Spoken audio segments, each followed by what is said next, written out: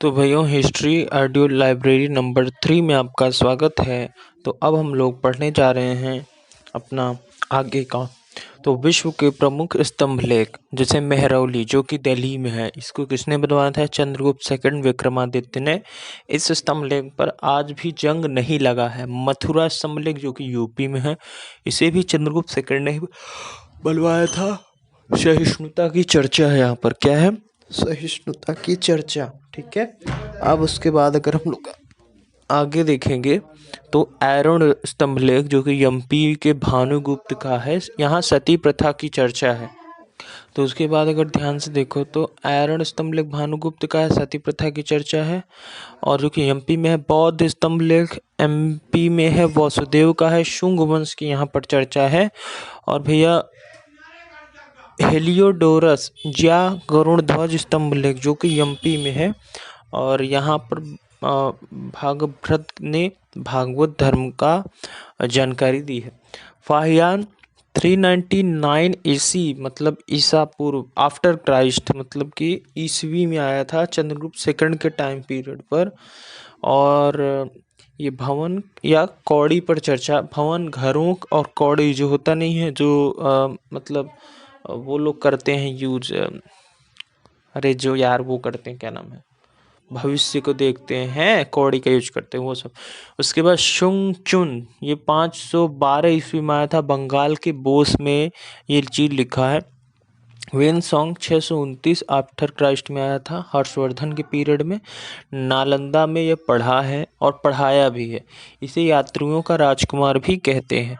Itsing 673 ईस्वी में आया था, इब्न बतूता मोरक्को का। 700 किलोमीटर चल के मोहम्मद बिन तुगलक के दरबार में आया था। अब्दुल रज्जाक फारस का था, विजयनगर पीरियड में। बुक इसकी है मतलाए साहन, कृष्णदेव राय के दरबार में। और उसके बाद गैर धार्मिक जो है, गैर धार्मिक मतलब आप कोई धर्म नहीं, जैसे कादम्बरी है, अर्थशास्त्र। और धार्मिक मतलब जैसे गैर ब्राह्मण और ब्राह्मण। तो पहले हम गैर ब्राह्मण देख लें। गैर ब्राह्मण जैसे कि हम लोग हिस्ट्री ऑडियो लाइब्रेरी 1 में देखे थे, जैन ग्रंथ, बौद्ध धर्म ग्रंथ, ये सब गैर ब्राह्मण में आ जाएंगे। तो जैन ग्रंथ की बुक है आगम, अंग, उपांग, पूर्वा, और बौद्ध ग्रंथ में भी है। और अब ध्यान सुनना, तो जैसे कि जैन ग्रंथ की बात करेंगे तो ये किस भाषा में होती है? प्राकृतिक भाषा में। ठीक है। और इसको क्या कहते हैं? इसकी बुक क्या है? आगम, 12 अंग, 12 उपांग, और उसके बाद आधारांग सूत्र, आधरंग सूत्र, भगवती सूत्र, मूल सूत्र, आदि, पुराण, ऑल सूत्र। जितने भी सूत्र मिलेंगे वो सब किसके हैं? जैन धर्म के। ठीक है।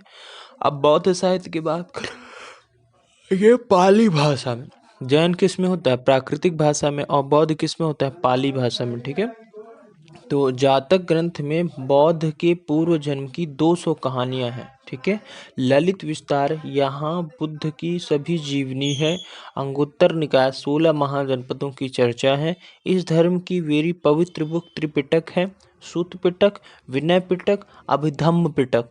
सूत पिटक सबसे बड़ा पिटक है, जिसे हम कहते हैं बौद्ध धर्म का साइक्लोपीडिया।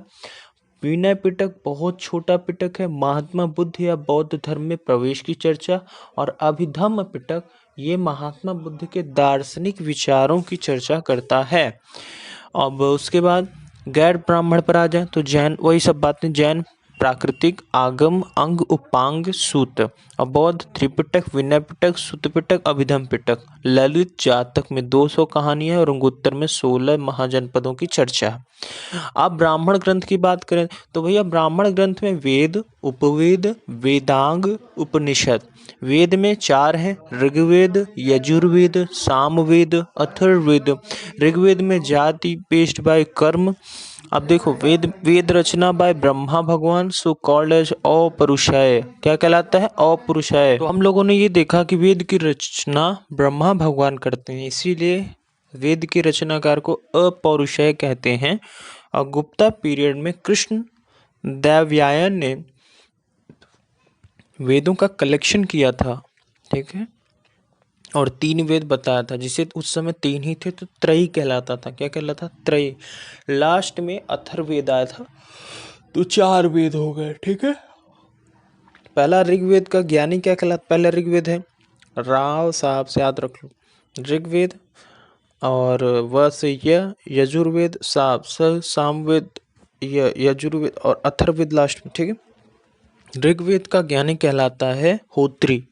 यहाँ 10 मंडल हैं, 1028 मतलब 1028 सूक्त हैं, 10,580 ऋचाएँ हैं। सबसे प्राचीन और सबसे बड़ा वेद है ऋग्वेद, ठीक है। अधिकता ऑफ ऋचा सो कॉल्ड एज ऋग्वेद, यहाँ पर बहुत ज़्यादा ऋचाएँ मिलती हैं जिसे इसको ऋग्वेद कहते हैं। यहाँ गायत्री मंत्र भी है सूर्य भगवान के लिए, ठीक है। फर्स्ट टाइम शूद्र का यूज़ ऋग्वेद में है। सेकंड 7th मंडल ये ही पुराने हैं और 1st, 10th मंडल न्यू है। 9th मंडल में सोम देवता की चर्चा है, ठीक है।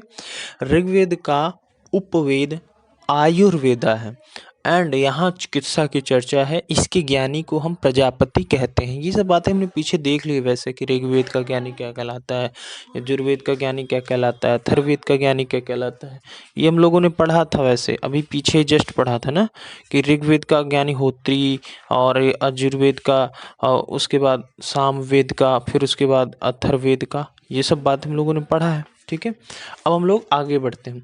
तो सामवेद का ज्ञानी उद्गाता, जैसे ऋग्वेद का ज्ञानी होत्री तो सामवेद का ज्ञानी उद्गाता। और ध्यान सुनना, और सामवेद में 1875 टोटल मंत्र हैं जिसमें 99 मंत्र सामवेद के हैं और 17,776 ऋग्वेद के ही हैं। इसमें संगीत स्वर है सा रे गा मा पा धा नी। संगीत यज्ञ टाइम पर गाए जाते थे यहाँ पर। और इसका उपवेद गंधर्व वेद है। जैसे ऋग्वेद का उपवेद क्या था, आयुर्वेद, और ऋग्वेद का ज्ञानी होत्री, आयुर्वेद का ज्ञानी प्रजापति, वैसे ही सामवेद का ज्ञानी उद्गाता और इसका उपवेद गंधर्व वेद और गंधर्व वेद का ज्ञानी नारद, ठीक है। फिर आते हैं अगला राव साहब यजुर्वेद, तो राव यजुर्वेद, फिर सामवेद। चलो पहले सामवेद का, अब यजुर्वेद। यजुर्वेद का ज्ञानी अधर्यु, यजुर्वेद का ज्ञानी अधर्यु। ऋग्वेद का होत्री, ऋग्वेद का होत्री और सामवेद का राव, यजुर्वेद का अधर्यु और सामवेद का आपका उद्गाता, ठीक है। तो देखो ध्यान से, अब हम कहेंगे कि अगर यजुर्वेद का ज्ञानी अधर्यु है तो इसका उपवेद क्या है, इसका उपवेद धनुर्वेद है और धनुर्वेद का ज्ञानी विश्वामित्र, ठीक है। और यजुर्वेद में 1990 मंत्र हैं। यहाँ युद्ध एवं कर्म कांड की चर्चा है। 2 टाइप के हैं, कृष्ण यजुर्वेद गद्य, शुक्ल यजुर्वेद पद्य, ठीक है। और अगला लास्ट है अथर्ववेद, ठीक है।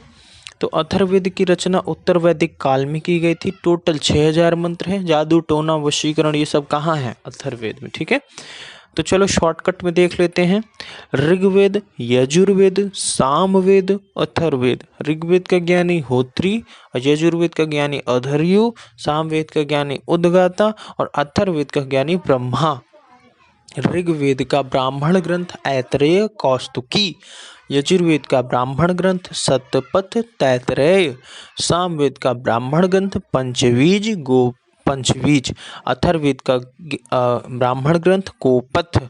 ऋग्वेद का उपवेद आयुर्वेद, यजुर्वेद का उपवेद धनुर्वेद, सामवेद का उपवेद गंधर्व वेद, अथर्ववेद का उपवेद शिल्प वेद। ये जो आयुर्वेद है इसका ज्ञानी प्रजापति और ये जो धनुर्वेद है इसका ज्ञानी विश्वामित्र और ये जो गंधर्व वेद है इसका ज्ञानी नारद और ये जो शिल्प वेद है इसका ज्ञानी विश्वकर्मा। तो एक बार जल्दी से देख लेते हैं। ऋग्वेद का ज्ञानी होत्री, ऋग्वेद का उपवेद आयुर्वेद, आयुर्वेद का ज्ञानी प्रजापति, ठीक है। और यजुर्वेद का ज्ञानी अधर्यु और यजुर्वेद का उपवेद धनुर्वेद और यजुर्वेद का उपवेद का ज्ञानी विश्वामित्र, मतलब धनुर। तो मतलब यजुर्वेद का जो आपका उपवेद है वो है धनुर्वेद, और धनुर्वेद का ज्ञानी क्या होता है? विश्वामित्र। ऐसे ही सामवेद का ज्ञानी उद्गाता, और सामवेद का उपवेद गंधर्व वेद, और गंधर्व वेद का ज्ञानी नारद। नारद गंधर्व मतलब नाचते रहते हैं, श्रीमन नारायण नारायण नारायण, गंधर्व वेद, ठीक है। तो नारद। और अथर्ववेद का ज्ञानी ब्रह्मा, और ब्रह्मा क्या करते हैं? शिल्प वेद, मतलब अथर्ववेद का उपवेद शिल्प वेद, और शिल्प कौन करता है? विश्वकर्मा, ठीक है।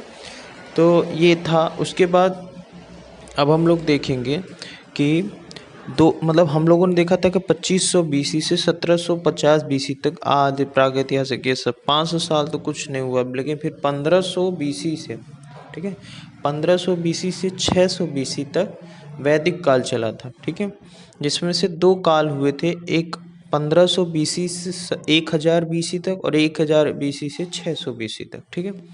जैसे कि उन लोगों ने पढ़ा भी था कि मतलब ह्यूमन बीइंग थे, और मतलब नहीं थे से 1000 बीसी तक, और 1000 से 600 बीसी तक, ठीक। तो वेद, ब्राह्मण ग्रंथ, उपवेद, आरण्यक, वेदांग, वेदांत, पुराण, ये सब चीज़ें हम पढ़ेंगे। तो वेदांग में वेद का अंग 6 होते हैं, जिसमें व्याकरण, ज्योतिष, निरुक्त, शिक्षा, कल्प, छंद। इसका ट्रिक था व्याजो निशि कच्छ। व्याजो व्याकरण, जो ज्योतिषी, निशि नी, निरुक्त, शी शिक्षा, कच्छ में कल्प, और छंद। कल्प की रचना कौन किए थे? गौतम ऋषि ने। और ये जो व्याकरण है, इसका सबसे इम्पोर्टेंट बुक है एक अष्टाध्याय, जिसको राइटर हैं पाणिनि। और ज्योतिषी के एक बहुत इम्पोर्टेंट बुक है बृहद संहिता। क्या है? ये जो आपकी बृहद संहिता है, इसके राइटर हैं ब्राह्मीर, ठीक है। और निरुक्त की रचना यास्क ने की थी लैंग्वेज की स्टडी के लिए। तो जैसा कि हम लोग आगे देखेंगे कि पुराण को कौन इसका संकलन किए थे? लोमहर्ष ऋषि उग्र ने किया था। इसमें वोमेन और SC/ST को रीड करने की परमिशन नहीं थी। टोटल नंबर ऑफ पुराण 18 हैं। प्राचीन राजवंश की जानकारियां हैं। पहले पुराण में विष्णु पुराण, दूसरे में मत्स्य पुराण, और तीसरे में वायु पुराण। विष्णु पुराण जो पहला है उसमें मौर्य काल की चर्चा है। मत्स्य पुराण जो दूसरा है उसमें सातवाहन काल की चर्चा है। और थर्ड जो वायु पुराण है वो गुप्त वंश की चर्चा है। वेद और वेदांग को पढ़ाने वाले को उपाध्याय कहा जाता है। एक वेद जानने वाला वेदी, 2 वेद जानने वाला द्विवेदी, और 3 वेद जानने वाला त्रिवेदी, और 4 वेद जानने वाला चतुर्वेदी। समुद्रगुप्त का घोड़ा 3 समुद्र का पानी पीता था, क्योंकि समुद्रगुप्त ज़्यादा से ज़्यादा इंडिया, साउथ इंडिया जीते थे। विष्णु भगवान के 10 अवतारों की चर्चा मत्स्य पुराण में है। पुराणों का हम 5वां वेद भी कहते हैं। पुराण को हम वेदों का वेद क्या कहलाता है? पुराण, ठीक है। तो वेदांत को ही हम क्या कहते हैं? उपनिषद। मतलब अगर कोई कहे कि वेदांत क्या होता है, तो गुरु के पास जो बैठ के हम शिक्षा लेते हैं वही वेदांत, वही उपनिषद कहलाता है। तो टोटल उपनिषद कितने हैं? 108, मतलब 108, बट हमें मिले कितने हैं? केवल 13, जिसमें से एक उपनिषद है मुंडकोपनिषद। वहीं से हम लोगों ने सत्यमेव जयते की लाइन ली है। जलोपनिषद में ब्रह्मा, विष्णु, महेश की चर्चा है। उपनिषद वेद का ही हिस्सा है। मुंडकोपनिषद अथर्ववेद का पार्ट है, और यहीं से सत्यमेव जयते हमने लिखा है। ब्राह्मणों के विरुद्ध राजपूतों की शिक्षा नीति की चर्चा कहाँ है? उपनिषदों में। सबसे नवीनतम उपनिषद अलोपनिषद, सबसे बड़ा उपनिषद बृहद नारायण उपनिषद, यम नचिकेता की कहानी, ओम शब्द की चर्चा कठोपनिषद में। अब आते हैं हम लोग स्मृति साहित्य क्या होता है। तो अपने माइंड से बुक कानून की बनाना ही स्मृति साहित्य है। टोटल 36 हैं। जैसे कि 4 आश्रम होते हैं, एक ब्रह्मचर्य, गृहस्थ, वानप्रस्थ, सन्यासी। ब्रह्मचर्य 5 से 25 साल तक, गृहस्थ 25 से 50 साल तक, वानप्रस्थ 50 से 75 साल तक, और सन्यासी 75 से इनफाइनाइट साल तक। इम्पॉर्टेंट याद रखना, एक है मनुस्मृति। इसमें टोटल 16 संस्कार दिए गए हैं। लास्ट है 16वां, कौन सा? दाह संस्कार। टोटल 8 प्रकार की शादियां हैं। 3 प्रकार के ऋण है, देव ऋण, ऋषि ऋण, पितृऋण, मातृऋण। देवऋण मतलब देवों की पूजा, ऋषि ऋण मतलब शिक्षा, पितृऋण मतलब संतान उत्पत्ति और मातृऋण मतलब नहीं चुकाया जा सकता। In India Manusmriti first book for कानून। याज्ञवल्क्य के साहित्य में जुआ खेलने को सही ठहराया गया है। Total 36 but main Manusmriti. यहाँ पर शादी 8 टाइप की हैं। अब आते हैं हम लोग आगे। महाकाव्य, महाकाव्य दो हैं, एक रामायण है और एक महाभारत है। तो रामायण वाल्मीकि जी ने लिखा है और महाभारत को वेदव्यास जी ने लिखा है, ठीक है। और सबसे बड़ा काव्य रामायण है और सबसे बड़ा महाकाव्य महाभारत है। रामायण में पहले 12,000 श्लोक थे बट अब 24,000 श्लोक हो गए हैं। रामायण में 7 कांड हैं जिसमें सबसे मेन कांड है सुंदर कांड। फारसी में इसको कन्वर्ट किया था बदायूनी ने, कब? अकबर के टाइम पीरियड में, और इसका नाम क्या? रामायण ही रखा था।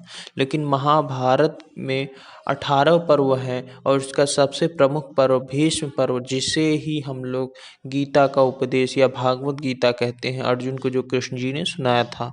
महाभारत जो 18 पर्व है उसमें से एक है फारसी लैंग्वेज में कन्वर्ट किया गया महाभारत को। किसके पीरियड में? अकबर के। किसने किया? अब्दुल रहीम खाने खाना ने।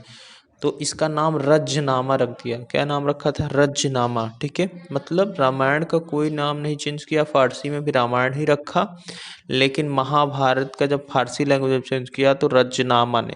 अच्छा, महाभारत किसने लिखा था? अब्दुल रहीम खाने खाना। रामायण को किसने लिखा था? बदायूनी ने। किसने? बदायूनी ने, ठीक है। ट्रिक कैसे याद रख लो? राम बाण, तो राम रामायण, बाण बदायूनी, ठीक है। प्रारंभ में इसमें 8800 श्लोक थे। किसमें? महाभारत में।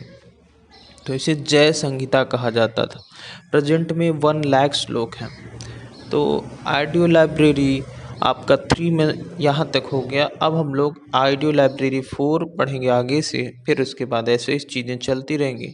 तो आप बस सुनो और इमेजिन करके चीज़ों को रिवीजन करो। मिलते हैं नेक्स्ट ऑडियो में, तब तक के लिए बाय। और भाई जितना ऑडियो से आप सुनोगे चीज़ें आपके दिमाग में पिक्चर के फॉर्म में सेट होंगी। तो आप जब जैसे आंख बंद करके भाई अगर इमेजिनेशन के थ्रू हम कोई चीज़ याद कर रहे हैं कि मतलब रामायण में इतने श्लोक हैं, 12,000 24,000, और रामायण को बंदायनी, तो ऐसे याद रखोगे ना तो वो चीज़ ज़्यादा रिकॉल होंगी, ये मेरी गारंटी है। तो मिलते हैं नेक्स्ट वीडियो में, नेक्स्ट ऑडियो लेक्चर में, तब तक के लिए बाय।